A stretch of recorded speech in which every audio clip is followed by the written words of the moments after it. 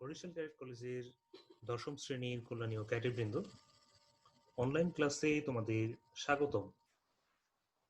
করোনার এই ক্রান্তিকালে তোমরা যে যেখান থেকে আমাদের শুনছো, আশা করি স্বাস্থ্যবিধি মেনে সবাই সুস্থ আছো, নিরাপদে আছো। করোনা ভাইরাস, যার পোশাকি নাম কোভিড-19, বিশ্ব স্বাস্থ্য সংস্থা এই রোগটিকে মহামারী হিসেবে ঘোষণা করেছে। এটি একটি সংক্রামক ভাইরাস যা ইতোমধ্যে পৃথিবীব্যাপী ছড়িয়ে পড়েছে। আমাদের প্রাণপ্রিয় বাংলাদেশও এর প্রভাব থেকে মুক্ত নয়। তবে আশার কথা হলো, আক্রান্তের তুলনায় মৃত্যুহার খুবই কম। এজন্য আতঙ্কিত না হয়ে আমাদের সচেতন হতে হবে। যেহেতু এখন পর্যন্ত এই রোগের কোনো প্রতিষেধক আবিষ্কৃত হয়নি, সেহেতু সচেতনতার মাধ্যমে নিজেদের নিরাপদ রাখার কোনো বিকল্প নেই। করোনার প্রাদুর্ভাবে আমাদের চার দেয়ালে সীমাবদ্ধ জীবন একরকম স্থবির হয়ে পড়েছে। কিন্তু এই স্থবিরতা জীবনের ধর্ম নয়। আমাদের খুঁজে বের করতে হবে স্বাভাবিক জীবনযাপনের বিকল্প উপায়। আর তাই বরিশাল ক্যাডেট কলেজ তোমাদের জন্য অনলাইনে বিকল্প পাঠদানের উদ্যোগ নিয়েছে। আজকের অনলাইন বাংলা ক্লাসে তোমাদের স্বাগত জানাচ্ছি।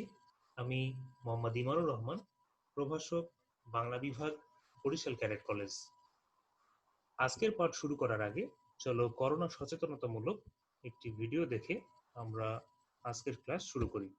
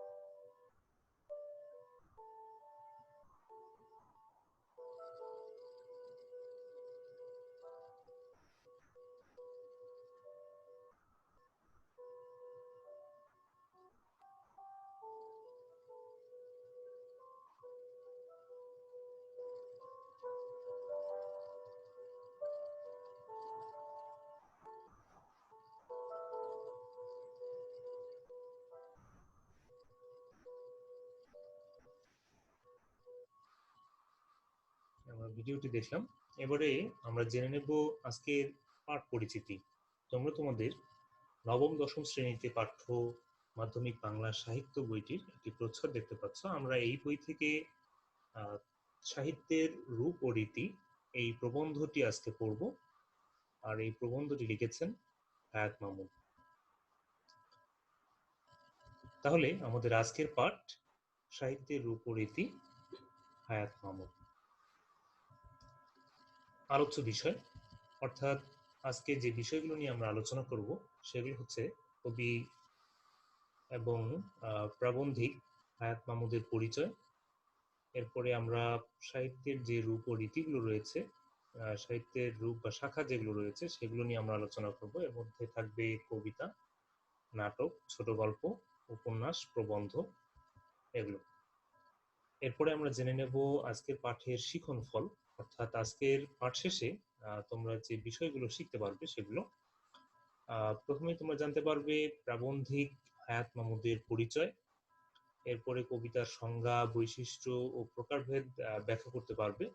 ঠিক একইভাবে নাটক, ছোট গল্প, উপন্যাস এবং প্রবন্ধের সংজ্ঞা, বৈশিষ্ট্য ও প্রকারভেদ এগুলো তোমরা ব্যাখ্যা করতে পারবে। তো প্রথমেই চলো আমরা জেনে নিই আজকের লেখক পরিচিতি। আজকের যিনি লেখক সাহিত্যের রূপ ও রীতি প্রবন্ধের, তিনি হচ্ছেন হায়াত মামুদ। এই হায়াত মামুদ ২রা জুলাই ১৯৩৯ খ্রিস্টাব্দে পশ্চিমবঙ্গের হুগলি জেলার মৌরা গ্রামে জন্মগ্রহণ করেন। বর্তমানে তিনি ঢাকার গেন্ডারিয়া অঞ্চলের স্থায়ী বাসিন্দা। তার পিতা মোহাম্মদ শমশের আলী এবং মাতা আমিনা খাতুন। হায়াত মামুদ ঢাকার সেন্ট গ্রেগরিজ হাই স্কুল থেকে ১৯৫৬ সালে প্রবেশিকা পরীক্ষায় উত্তীর্ণ হন। ১৯৫৮ সালে তৎকালীন কায়েদে আজম কলেজ, বর্তমানে সরকারি হোসেন শহীদ সোহরাওয়ার্দী কলেজ থেকে উচ্চ মাধ্যমিক এবং ঢাকা বিশ্ববিদ্যালয় থেকে বাংলা বিষয়ে সম্মানসহ স্নাতক ও স্নাতকোত্তর ডিগ্রি লাভ করেন। পরে তিনি কলকাতার যাদবপুর বিশ্ববিদ্যালয় থেকে পিএইচডি ডিগ্রি অর্জন করেন। কর্মজীবনে তিনি চট্টগ্রাম বিশ্ববিদ্যালয় ও জাহাঙ্গীরনগর বিশ্ববিদ্যালয়ে অধ্যাপনা শেষে অবসর জীবন যাপন করছেন। কবিতা ও গল্প লেখা দিয়ে তার সাহিত্য জীবন শুরু হলেও পরবর্তীতে গবেষণা ও প্রবন্ধ সাহিত্যে খ্যাতি লাভ করেন।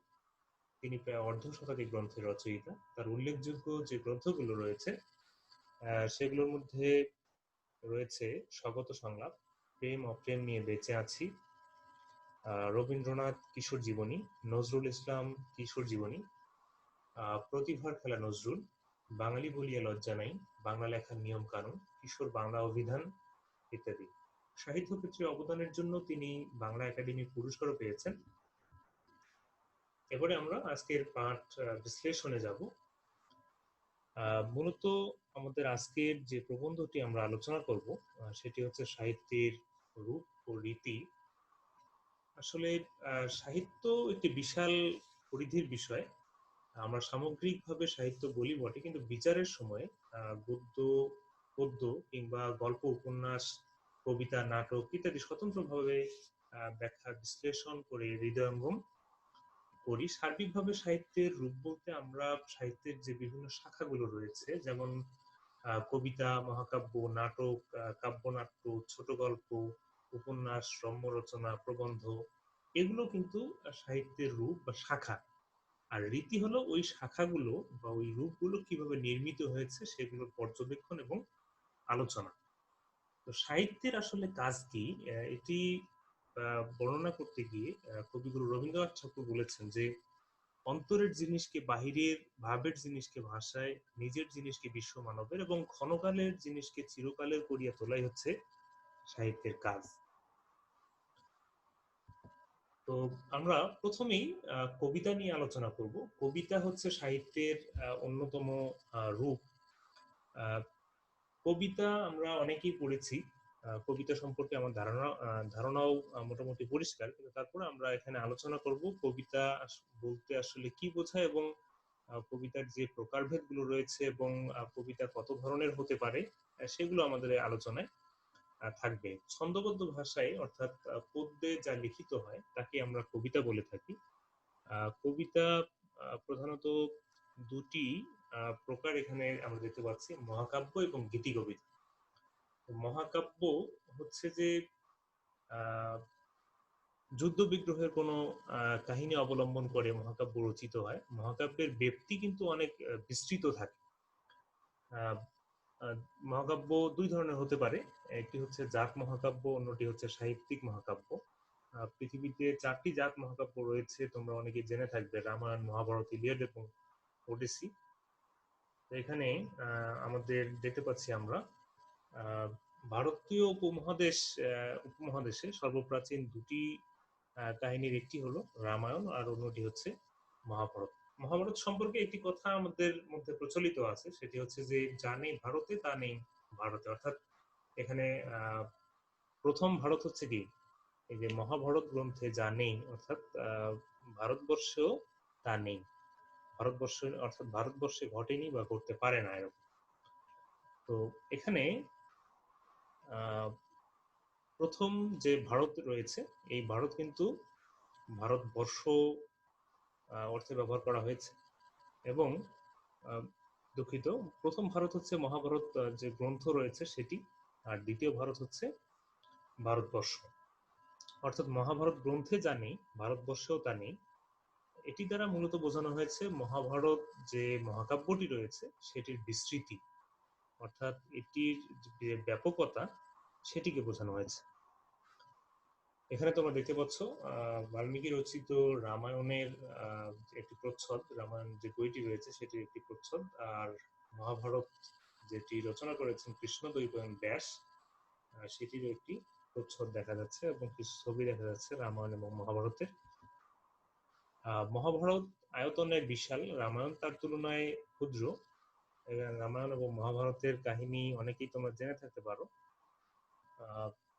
এখানে মহাভারত নয় বরং রামায়ণের আমরা কাহিনীটা সংক্ষেপে একটু এখানে বলে নিই। সেটি হচ্ছে যে পত্নী সীতাকে নিয়ে যুবরাজ রামচন্দ্রের বনবাস, তাদের অনুগামী হয় কনিষ্ঠ ভ্রাতা লক্ষণ।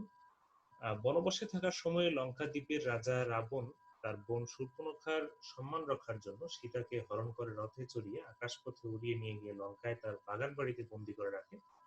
সীতাকে উদ্ধারের জন্য রাম এবং রাবণের মধ্যে যে যুদ্ধ হয়েছিল সেটি কিন্তু রামায়ণ কথা, অর্থাৎ এক কথায় মহাকাব্য হলো অতিশয় দীর্ঘ কাহিনী কবিতা। মহাকাব্যের মূল লক্ষ্য হলো গল্প বলা, তবে তাকে গদ্যে না লিখে পদ্যে লিখতে হয়। তার মানে মহাকাব্য রচিত হয় কবিতা আকারে, এবং মহাকাব্যের মধ্যে কিন্তু অনেকগুলো ঘটনা, অনেকগুলো চরিত্র, অনেকগুলো কাহিনী এবং উপকাহিনী থাকে, এবং এটির ব্যাপকতা অনেক বেশি, অনেক বিস্তৃত এর পরিসর। আর এই মহাকাব্যের মধ্যে যে কাহিনীগুলো প্রচলিত বা লেখা হয়ে থাকে সেগুলো হচ্ছে যে প্রজন্ম পরম্পরায় অনেক মানে দীর্ঘ সময়ের অনেকগুলো কাহিনীর সমাবেশ থাকে। আরেকটি বিষয় হচ্ছে যে কবিতার মধ্যে আরেকটি যে রূপভেদ, সেটি হচ্ছে গীতি কবিতা। গীতি কবিতা আসলে একজন কবির ব্যক্তিগত যে অনুভূতি সেগুলো প্রতিফলিত হয় গীতি কবিতায়। গীতি কবিতার যে পরিসর সেটি কিন্তু খুবই অল্প।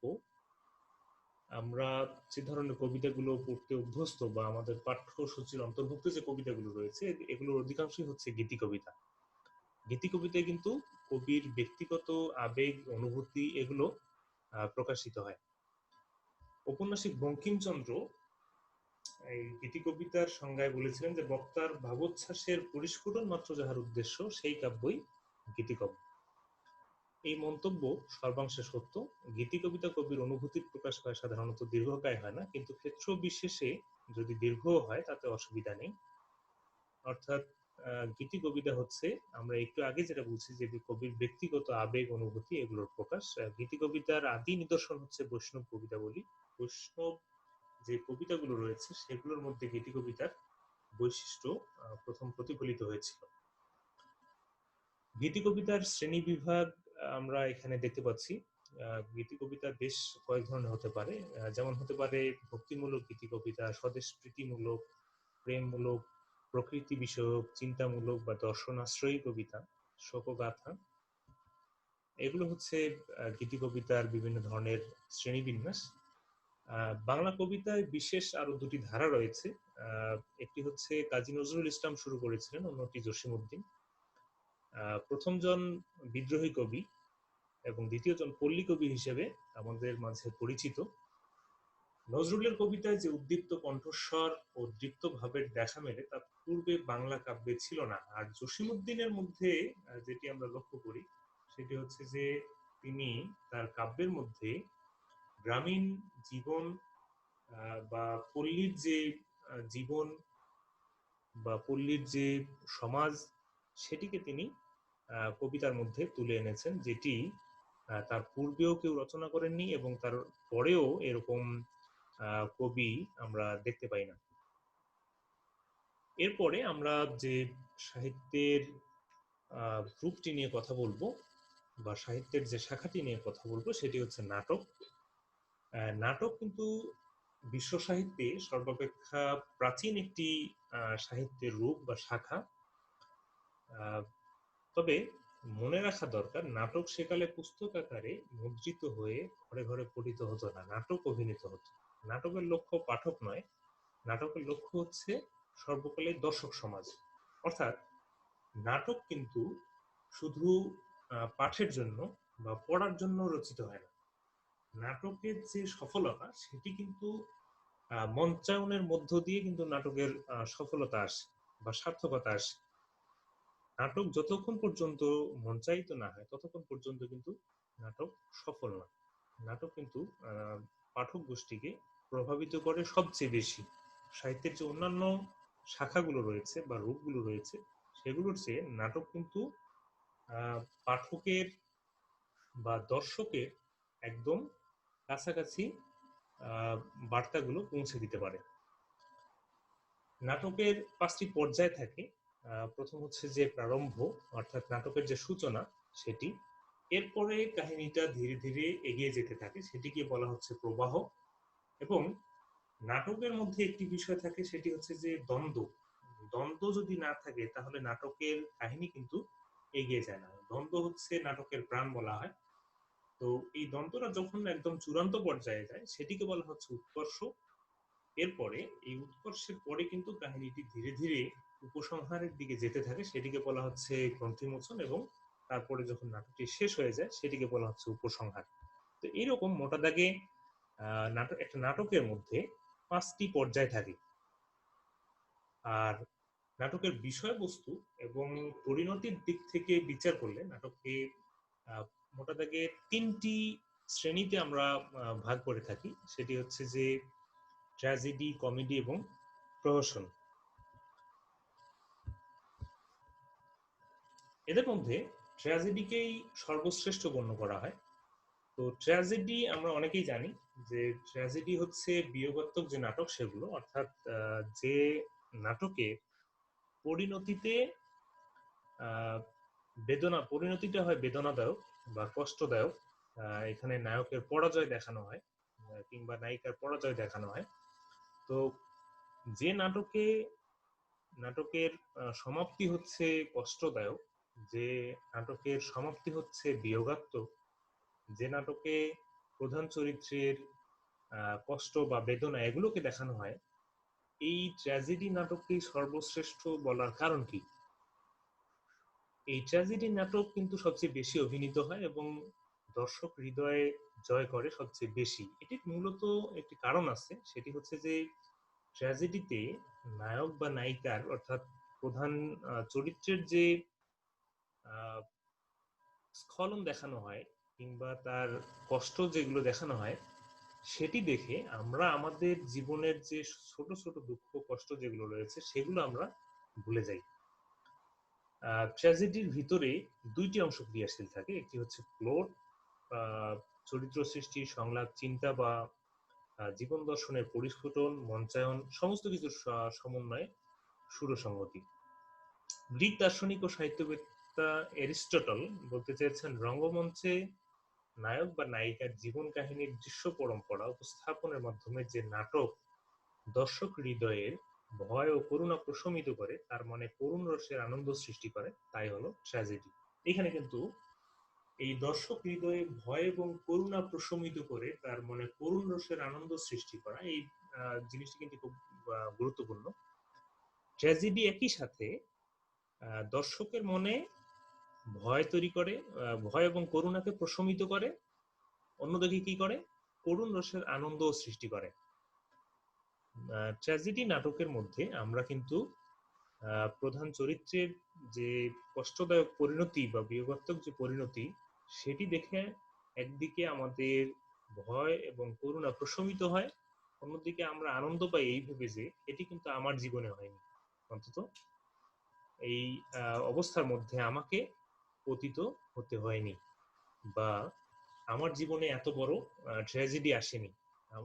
অর্থাৎ নায়ক বা নায়িকার এই ধরনের বড় ধরনের ট্র্যাজেডি দেখে আমরা আমাদের জীবনের ছোট ছোট যে ট্র্যাজেডি গুলো রয়েছে, ছোট ছোট যে কষ্টগুলো রয়েছে, সেগুলো আমরা ভুলে যেতে পারি। এই কারণে ট্র্যাজেডি নাটক কিন্তু দর্শকের মনে সবচেয়ে বেশি জায়গা করে নেয়। আর নাটকের আরেকটি যে রূপ রয়েছে বা শ্রেণীবিন্যাস রয়েছে সেটি হচ্ছে কমেডি। কমেডি মূলত মিলনাত্মক নাটক, এবং এগুলোতে এর সংজ্ঞা দিতে গিয়ে এরিস্টটল যেরকম বলেছেন যে মানব চরিত্রের যে কৌতুকপ্রদ দিক কাউকে পীড়ন করে না, ব্যথা দেয় না, হাস্যরস সৃষ্টি করে, তাই হচ্ছে কমেডির উপজীব্য। তো কমেডি হচ্ছে মূলত ট্র্যাজেডির বিপরীত। শ্রেণীবিন্যাসের বিবেচনায় নাটককে আরো বহু শ্রেণীতে বিভক্ত করা যায়। এখানে অনেকগুলো শ্রেণীবিন্যাস রয়েছে। প্রথমত যেমন ধরো যে ধ্রুপদী বা ক্লাসিক্যাল যে নাটক রয়েছে সেগুলো একটা রকম হতে পারে, অন্যদিকে রোমান্টিক এরকম একটা শ্রেণীবিন্যাস হতে পারে, অথবা হতে পারে কাব্যধর্মী, সামাজিক, চক্রান্তমূলক, ঐতিহাসিক, পৌরাণিক, প্রহসন।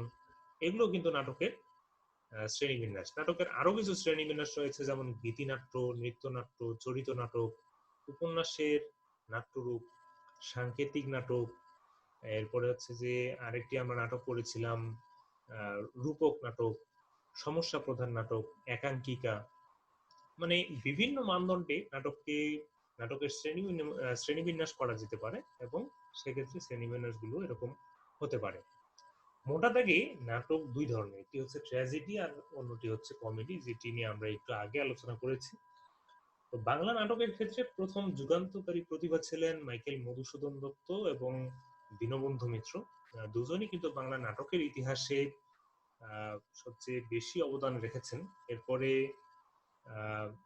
দীনবন্ধু মিত্রের পরে যারা নাটক রচনা করেছেন, গিরিশচন্দ্র ঘোষ, এরপরে দ্বিজেন্দ্রলাল রায়, ক্ষীরোদ বিদ্যাবিনোদ, এনাদের পরে কবি রবীন্দ্রনাথ ঠাকুর তিনিও কিন্তু নাটক রচনা করেছেন এবং তার নাটকের যে বৈচিত্র্য, বিষয় বৈচিত্র্য, সেটি কিন্তু বাংলা নাটকের মোড় নানা দিকে ঘুরিয়ে দিয়েছিল। তার রক্তকরবী, ডাকঘর, অরূপরতন প্রতীকধর্মী নাটক হিসেবে বাংলা সাহিত্যে কালজয়ী হয়ে রয়েছে। এরপরে আমরা ছোট গল্প নিয়ে আলোচনা করব। আমরা ছোট গল্প অনেক করেছি, কিন্তু আসলে ছোট গল্প বলতে কি বোঝায় সেটি আমরা এখন আলোচনা করব। ছোট গল্পের, বাংলা ছোট গল্পের যদি বলি, বাংলা ছোট গল্পের সার্থক যে রূপকার তিনি রবীন্দ্রনাথ ঠাকুর। রবীন্দ্রনাথ ঠাকুর তার বর্ষার যাপন নামে একটি কবিতা রয়েছে, সেই কবিতার মধ্যে ছোট গল্পের একটি সংজ্ঞা দিয়েছেন। সংজ্ঞাটি এরকম যে ছোট প্রাণ, ছোট ব্যথা, ছোট ছোট দুঃখ কথা, নিতান্তই সহজ সরল, সহস্র বিস্তৃতি রাশি, প্রত্যহ যেতেছে ভাসি, তারি দুসারিটি অশ্রুজল, নাহি বর্ণনার ছটা, ঘটনার ঘন ঘটা, নাহি তত্ত্ব নাহি উপদেশ, অন্তরে অতৃপ্তি রবে, সাঙ্গ করি মনে হবে, শেষ হইল না শেষ। এই যে শেষ যে বাক্যটি রয়েছে, যে শেষ হইল না শেষ, এই কথাটা কিন্তু খুব গুরুত্বপূর্ণ ছোট গল্পের সংজ্ঞার ক্ষেত্রে। এই কথার মধ্যেই ছোট গল্পের যে বৈশিষ্ট্য সেটি কিন্তু নিহিত রয়েছে। তো ছোট গল্প, এটি কিন্তু এই শব্দটির মধ্যেই এর পরিচয় পাই আমরা। ছোট গল্প এমন এক ধরনের গল্প যেটি হচ্ছে আকারে ছোট হবে। তো সাহিত্যের যতগুলো শাখা রয়েছে, ছোট গল্পই কিন্তু সবচেয়ে কি বলা যায়, অর্বাচীন, সবচেয়ে কনিষ্ঠ আর কি, সবচেয়ে আধুনিক একটি সাহিত্যের রূপ ছোট গল্প। তো এই ছোট গল্প কিন্তু শব্দটি ব্যবহৃত হচ্ছে এই 40-50 বছরের বেশি নয়। তার পূর্বে শুধু গল্প বলা হতো, বড় আকারের গল্প হলে উপন্যাসিকা কথা চলছিল, অর্থাৎ ছোট উপন্যাস। সাহিত্যের যতগুলো শাখা রয়েছে, যেমন কাব্য, মহাকাব্য, নাটক, উপন্যাস, সেসবের মধ্যে ছোট গল্প কিন্তু সবচেয়ে ঘনিষ্ঠ। ছোট গল্পের বৈশিষ্ট্য আমরা বুঝে গেছি, তারপরও আমরা আরো কিছু বৈশিষ্ট্য নিয়ে কথা বলতে পারি। ছোট গল্পে এখানে কিছু সংজ্ঞা দেওয়া রয়েছে। বিশ্ববিখ্যাত মার্কিন ছোট গল্পকার এডগার অ্যালান পো, তিনি মনে করেন যে আধা ঘন্টা থেকে 2-1 ঘন্টার মধ্যে পড়ে শেষ করা যায় এমন কাহিনী হচ্ছে ছোট গল্প। আর ইংরেজ লেখক H.G. ওয়েলস বলতেন যে ছোট গল্পের আয়তন এমন হওয়া সঙ্গত যেন 10 থেকে 50 মিনিটের মধ্যে পড়ে শেষ করা যায়। তো উপন্যাসে যেমন বিস্তারিতভাবে কাহিনী বর্ণনা করা যায়, ছোট গল্পের পরিধি কিন্তু অনেক ক্ষুদ্র, এবং এই ক্ষুদ্র হওয়ার কারণে কিন্তু এখানে ঘটনার পুঙ্খানুপুঙ্খ উপস্থাপন সম্ভব নয়, এবং এটি কিন্তু ছোট গল্পের মধ্যে অপ্রয়োজনীয়। তো ছোট গল্পের মধ্যে কিন্তু বিস্তৃত জীবন দর্শন বা মানব জীবনের সার্বিক বিষয়টি কিন্তু ছোট গল্পের মধ্যে ধারণ করা হয় না। ছোট গল্পে বিশাল যে মানব জীবন, এই মানব জীবন থেকে কোনো একটি ঘটনা বা জীবনের খণ্ডাংশকে নিয়ে এই ছোট গল্প নির্মিত হয়। তো যেহেতু এখানে পরিসর অনেক ছোট ছোট গল্পের মধ্যে, এই কারণে এখানে কিন্তু অনেকগুলো চরিত্র থাকে না, অনেকগুলো উপকাহিনী বা শাখা কাহিনী এগুলো থাকে না। ছোট গল্প হঠাৎ করে শুরু হয় এবং হঠাৎ করে শেষ হয়, এবং উপসংহারটা কিন্তু ছোট গল্পের নাটকীয় হয়, অর্থাৎ এমন জায়গায় এসে মানে গল্পটি শেষ হয়, দর্শকের মনে মানে পাঠকের মনে একটা অতৃপ্তি থেকে যায় যে গল্পটি মনে হয় আরেকটু বর্ণনা করলে ভালো হতো।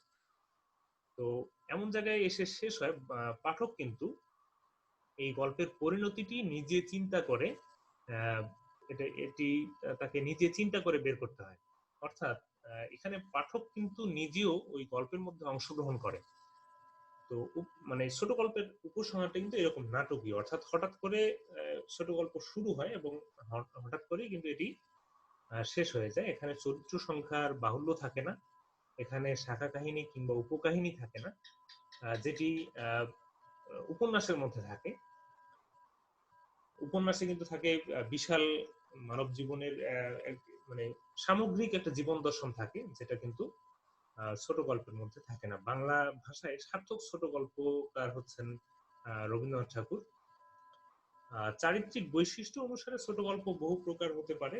সাধারণত শ্রেণীবিভাগ হিসেবে এগুলো উল্লেখ করা যায়, যেমন প্রেম বিষয়ক, সামাজিক, প্রকৃতি ও মানুষ সম্পর্কে, এরপরে অতিপ্রাকৃত কাহিনী, হাস্যরসাত্মক, উদ্ভট, কল্পনাশ্রয়ী, সাংকেতিক বা প্রতীকধর্মী, ঐতিহাসিক, বিজ্ঞান ভিত্তিক, গার্হস্থ্য বিষয়ক, মনস্তাত্ত্বিক, মনুষ্যিত প্রাণী জগৎ, বাস্তবনিষ্ঠ, গোয়েন্দা কাহিনী বা ডিটেকটিভ গল্প, বিদেশি পটভূমিকায় রচিত গল্প, এরকম আরো অনেকগুলো থাকতে পারে।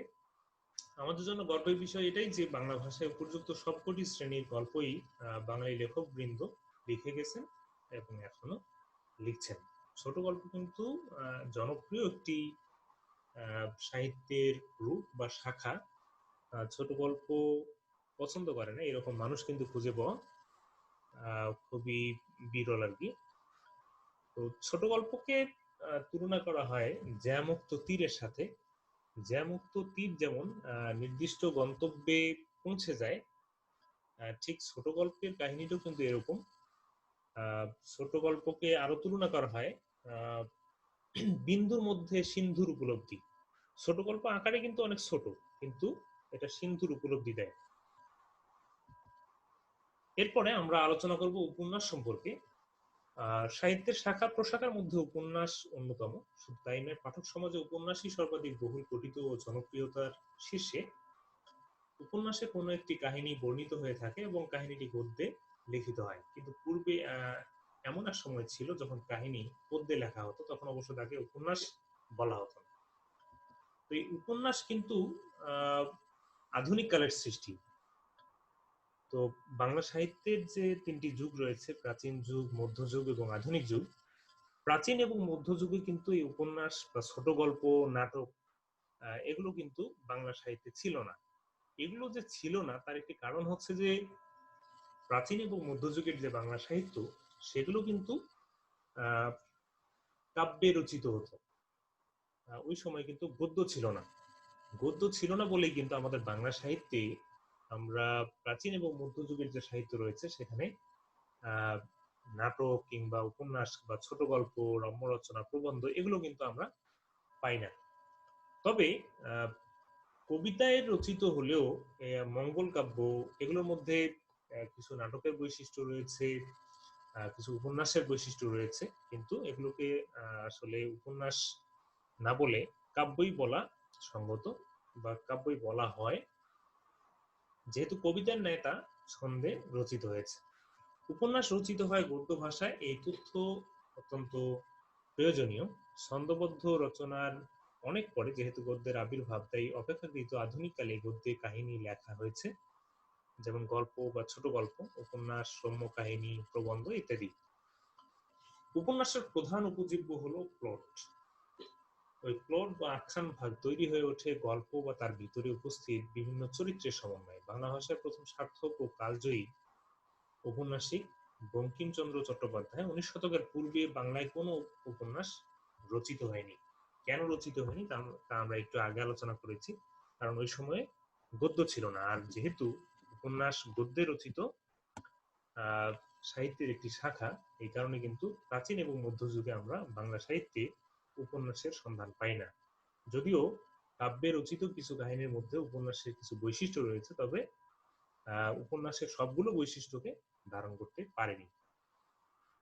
ইংরেজি উপন্যাস পাঠ করে অনুপ্রাণিত হয়ে বঙ্কিমচন্দ্র চট্টোপাধ্যায় উপন্যাস রচনায় হাত দেন। তার কপালকুণ্ডলা, বিষবৃক্ষ, চন্দ্রশেখর কিংবা কৃষ্ণকান্তের উইল ইত্যাদি কালজয়ী কথা সাহিত্য।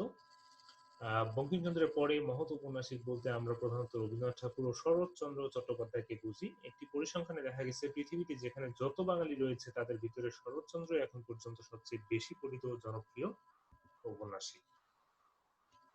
বাংলা সাহিত্যে আধুনিক যুগে অবশ্য তারাশঙ্কর বন্দ্যোপাধ্যায়, বনফুল, সমরেশ বসু, শহীদুল্লাহ কায়সার, আবু ইসহাক, হাসান আজিজুল হক এরকম আরো অনেক গল্পকার এবং ঔপন্যাসিক খ্যাতি অর্জন করেছেন। উপন্যাস বহু রকম হতে পারে, অর্থাৎ উপন্যাসের যে শ্রেণীবিন্যাসগুলো রয়েছে সেগুলো হতে পারে এরকম যে ঐতিহাসিক উপন্যাস, সামাজিক উপন্যাস, কাব্যধর্মী উপন্যাস, ডিটেকটিভ উপন্যাস, মনোবিশ্লেষণ ধর্মী উপন্যাস ইত্যাদি। বঙ্কিমচন্দ্রের সমকালে একজন ঔপন্যাসিক খুব জনপ্রিয় ছিলেন, তিনি হচ্ছেন রমেশচন্দ্র দত্ত। এই নামটি তোমাদের জেনে রাখা দরকার। এরপরে হচ্ছে আমরা প্রবন্ধ নিয়ে আলোচনা করব এবং এটি হচ্ছে আমাদের আজকের শেষ আলোচ্য বিষয়।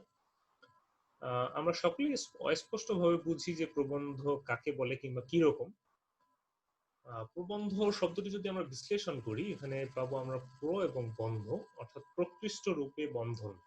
অর্থাৎ প্রবন্ধ গদ্যে লিখিত এমন রচনা যার উদ্দেশ্য পাঠকের জ্ঞান তৃষ্ণাকে পরিতৃপ্ত করা, এবং এই গদ্য রচনা এটি কিন্তু প্রত্যেকটি বাক্য এখানে কিন্তু প্রয়োজনীয়। এখানে কিন্তু একজন লেখকের বা একজন প্রাবন্ধিকের সৃজনশীলতা থাকে,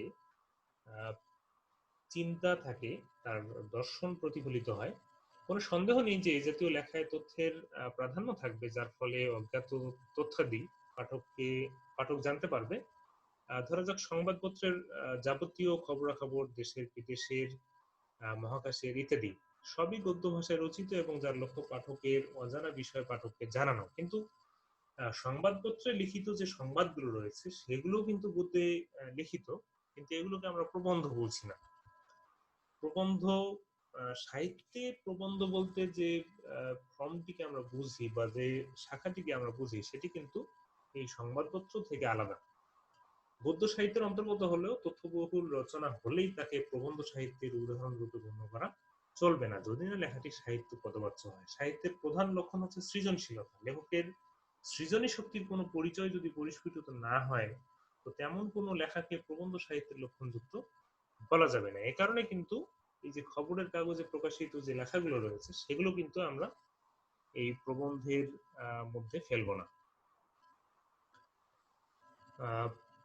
সাধারণত কল্পনা শক্তি ও বুদ্ধিবৃত্তিকে আশ্রয় করে লেখক কোনো বিষয়বস্তু সম্পর্কে যে আত্মসচেতন নাতিদীর্ঘ মানে হচ্ছে যে খুব বেশি দীর্ঘ নয় এরকম সাহিত্য রূপ সৃষ্টি করেন, তাকেই প্রবন্ধ নামে অভিহিত করা হয়। প্রবন্ধের ভাষা ও দৈর্ঘ্য নানা রকম হতে পারে ঠিকই, তবে তার গদ্যে ও নাতিদীর্ঘ আকারে লিখিত হয়। অর্থাৎ প্রবন্ধের আয়তন কিন্তু খুব বেশি দীর্ঘ হয় না, নাতিদীর্ঘ অর্থাৎ নয় অতি দীর্ঘ, এবং এটি কিন্তু গদ্যে লিখিত হয়, পদ্যে নয়।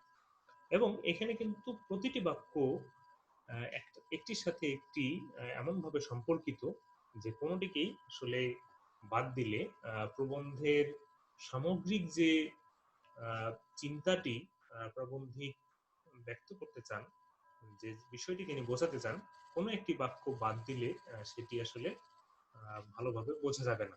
এরকম প্রতিটি বাক্য কিন্তু এই প্রবন্ধ শব্দটি বিশ্লেষণ করলে বলে যে প্রকৃষ্ট রূপে বন্ধন। এই বন্ধনটা হচ্ছে একটি বাক্যের সাথে অন্য একটি বাক্যের, এবং অর্থাৎ প্রতিটি বাক্যই কিন্তু এখানে গুরুত্বপূর্ণ প্রবন্ধের ক্ষেত্রে।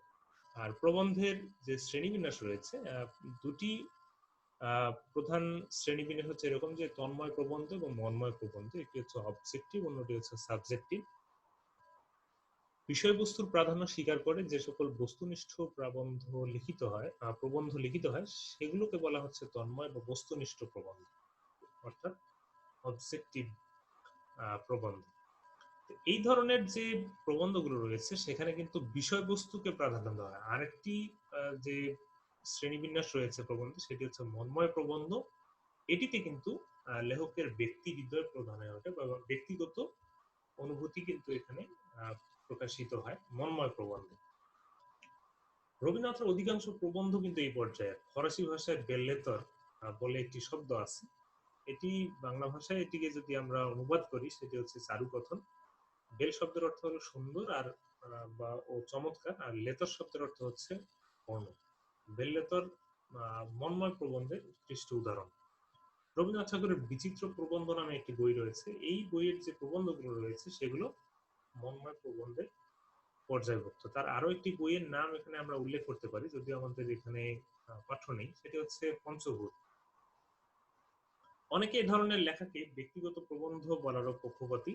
বাংলা ভাষায় রচিত প্রবন্ধ সাহিত্যে আয়তনে বিশাল এবং গুণগত মানে অতি উত্তম। রাজা রামমোহন রায় থেকে শুরু করে অদ্যাবধি তার প্রবাহমানতা কখনো ব্যাহত বা বাধাপ্রাপ্ত হয়নি। এরপরে আরেকটি বিষয় নিয়ে আমরা সংক্ষেপে একটু বলি, সেটি হচ্ছে যে রম্য রচনা। রম্য রচনা নামে একটা কথা অনেকদিন যাবৎ ব্যক্তিগত প্রবন্ধ বোঝাতে রম্য রচনা ব্যবহার করা ঠিক নয়। কারণ রম্য রচনা শব্দদ্বয়ের রম্য শব্দের ভিতরে এমন ইঙ্গিত রয়ে যায় যে লেখাটি সিরিয়াস বা গুরুগম্ভীর বিষয় নিয়ে নয়, অথচ রম্য রচনার বিষয় খুবই গুরুগম্ভীর হতে পারে, কিন্তু প্রকাশভঙ্গি ও ভাষা গুরুগম্ভীর হলে চলবে না। আমাদের আলোচনা শেষ করব, তার আগে কিছু নমুনা প্রশ্ন তোমাদের জন্য দিই। এই যে রচনাটি বা যে প্রবন্ধটি আমরা আজকে পাঠ এবং বিশ্লেষণ করলাম, এখান থেকে তোমাদের বহু নির্বাচনী প্রশ্নের যে ধরন সেগুলো আমরা এখন দেখে নেব। কিছু নমুনা প্রশ্ন। প্রথম যে প্রশ্নটি রয়েছে সেটি হচ্ছে, বঙ্কিমচন্দ্রের সমকালে ইতিহাস আশ্রিত উপন্যাস আর কে রচনা করেছিলেন? রমেশচন্দ্র দত্ত, শরৎচন্দ্র চট্টোপাধ্যায়, সমরেশ বসু, রবীন্দ্রনাথ ঠাকুর। সঠিক উত্তর কোনটি তোমরা চিন্তা করতে থাকো। যা নেই ভারতে তা নেই ভারতে সাহিত্যের কোন শাখাটি সম্পর্কে এই মন্তব্যটি করা হয়েছিল? গীতি কবিতা, ছোট গল্প, মহাকাব্য নাকি কাহিনী কাব্য? তোমরা চিন্তা করতে থাকো। সাহিত্যের সকল শাখার ভিতরে কোনটি সরাসরি সমাজকে ও পাঠক গোষ্ঠীকে প্রভাবিত করতে সক্ষম হয়? কবিতা, উপন্যাস, গল্প কিংবা নাটক? এরপরের প্রশ্নটি হচ্ছে, কোন বাঙালি ঔপন্যাসিক রচিত উপন্যাস এখন পর্যন্ত সবচেয়ে বেশি পঠিত ও জনপ্রিয়? বঙ্কিমচন্দ্র চট্টোপাধ্যায়, ঈশ্বরচন্দ্র বিদ্যাসাগর, শরৎচন্দ্র চট্টোপাধ্যায় কিংবা হুমায়ুন আহমেদ? এরপর আরো দুটি প্রশ্ন আমরা দেখতে পাচ্ছি এখানে। বক্তার ভাবোচ্ছ্বাসের পরিস্ফুটন মাত্র যাহার উদ্দেশ্য সেই কাব্যই গীতিকাব্য, এই সংজ্ঞাটি কে দিয়েছিলেন? রবীন্দ্রনাথ নাকি বঙ্কিমচন্দ্র কিংবা শরৎচন্দ্র অথবা মাইকেল মধুসূদন দত্ত? সঠিক উত্তর কোনটি? তোমরা আজকের ক্লাসটি যদি মনোযোগ সহকারে শুনে থাকো তাহলে এই উত্তরগুলো দিতে পারবে। কাহিনীর বিষয়বস্তু ও পরিণতির দিক থেকে নাটককে প্রধানত কয় ভাগে ভাগ করা যায়? এটিও আমরা আজকে আলোচনা করেছি। 2, 3, 4 নাকি 5, এটি তোমরা চিন্তা করো এবং এই প্রশ্নগুলোর যে উত্তর সেটি তোমাদের বাড়ির কাজ হিসেবে থাকবে। উপরের যে নমুনা প্রশ্নগুলো তোমরা এতক্ষণ দেখলে, এগুলোর উত্তর তোমরা নিচে মন্তব্যের ঘরে লিখে দেবে। আর আজকের পাঠ সংশ্লিষ্ট তোমাদের যদি কোনো জিজ্ঞাসা থাকে, কোনো কিছু বুঝতে না পেরে থাকো, তাহলে তোমরা তোমাদের সেই জিজ্ঞাসাগুলো তোমরা তোমাদের সেই কৌতূহলগুলো তোমরা জানিয়ে দিতে পারো নিচে মন্তব্যের ঘরে। আমি উত্তর দেওয়ার চেষ্টা করব। আমরা আজকের আলোচনা এখানেই শেষ করব। তোমাদের সবাইকে অসংখ্য ধন্যবাদ। তোমরা সবাই স্বাস্থ্যবিধি মেনে বাড়িতে থাকবে, নিরাপদে থাকবে। সবাই সুস্থ থাকো, নিরাপদে থাকো। নিরন্তর শুভকামনা।